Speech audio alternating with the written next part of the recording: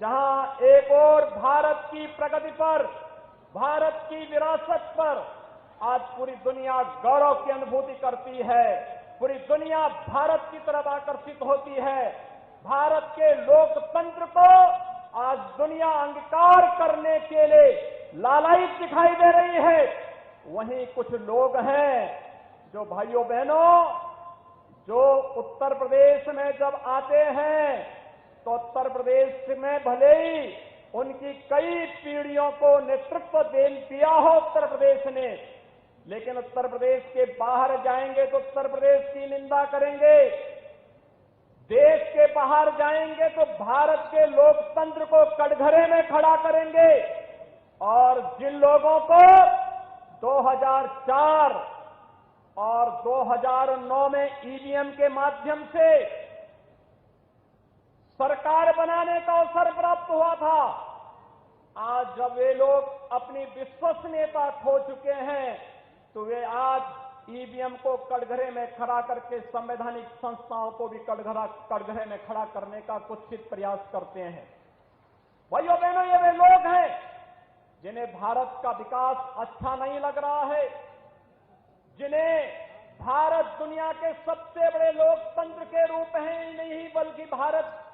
लोकतंत्र की जननी के रूप में स्थापित करने के आदरणीय प्रधानमंत्री जी के प्रवर्तमान अभियान में हर स्तर पर बैरियर खड़ा करना है।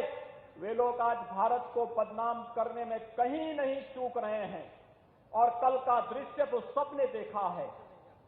सबने देखा है कैसे देश की सबसे पुरानी राजनीतिक दल के रूप में कांग्रेस के नेताओं के द्वारा कैसे माननीय न्यायालय की अवमानना करने वाले वक्तव्य दिए जा रहे हैं, कैसे उनके द्वारा विभिन्न प्रकार के अवमानना से युक्त वक्तव्य देकर के इस प्रकार की बातें की जा रही हैं जैसे कि वो देश की संवैधानिक संस्थाओं को ये लोग कटघरे में खड़ा करके अपना उल्लू सीधा करना चाहते हैं। इन लोगों ने कभी भी देश के विकास के बारे में नहीं सोचा। जब आवश्यकता पड़ी तो जाति के नाम पर, क्षेत्र के नाम पर, भाषा के नाम पर देश को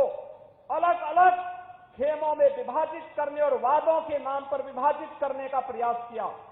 जब इन्हें अवसर प्राप्त हुआ तो इन लोगों ने देश में अपने स्वार्थ के लिए नक्सलवाद और आतंकवाद को बढ़ावा दिया। और जब इन्हें अवसर प्राप्त हुआ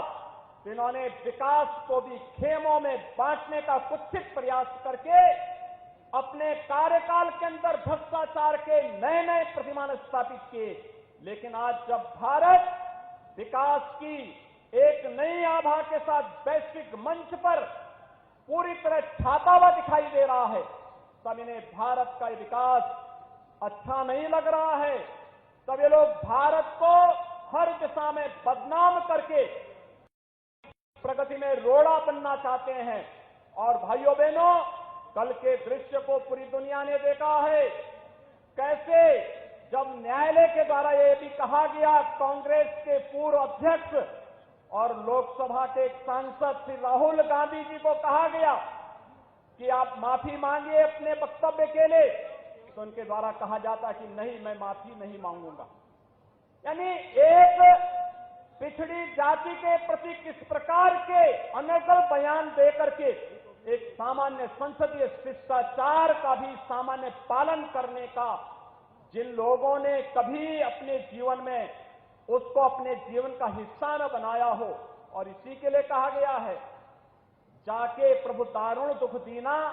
ताके मति पहले हर लीना। और उनकी मति को प्रभु ने किस रूप में हरने का कार्य किया, वह दृश्य कल पूरे देश ने देखा है, जब एक माननीय न्यायालय ने उनके कृत्यों के लिए उन्हें सजा सुनाई और कहा कि नहीं, आपका ये वक्तव्य सामान्य संसदीय परंपराओं के विरुद्ध भी है, शिष्टाचार के विरुद्ध भी है, और एक सांसद को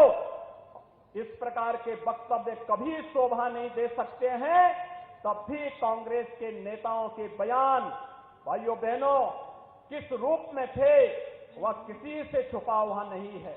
आज मैं आप सबके माध्यम से कहना चाहूंगा, एक तरफ जाति के नाम पर उस जातीय वैमनस्यता को अपने जीवन का हिस्सा बनाने वाली कांग्रेस है, जिन्होंने सदैव समाज को विभाजित किया है, अलग अलग खेमों में बांटने का कार्य किया है। और दूसरी तरफ विगत 9 वर्षों के अंदर आपने भारत के अंदर देखा होगा कि सबका साथ, सबका विकास, सबका विश्वास और सबके प्रयास के इन भावनाओं का प्रतिनिधित्व करने वाले आदरणीय प्रधानमंत्री जी के नेतृत्व में भारत आज दुनिया के अंदर किस रूप में गरीब कल्याण का कार्य बिना भेदभाव के सबको आवास की सुविधा, करोड़ों लोगों को आवास की सुविधा देना, करोड़ों लोगों को शौचालय की सुविधा का लाभ देना, करोड़ों लोगों को बिना भेदभाव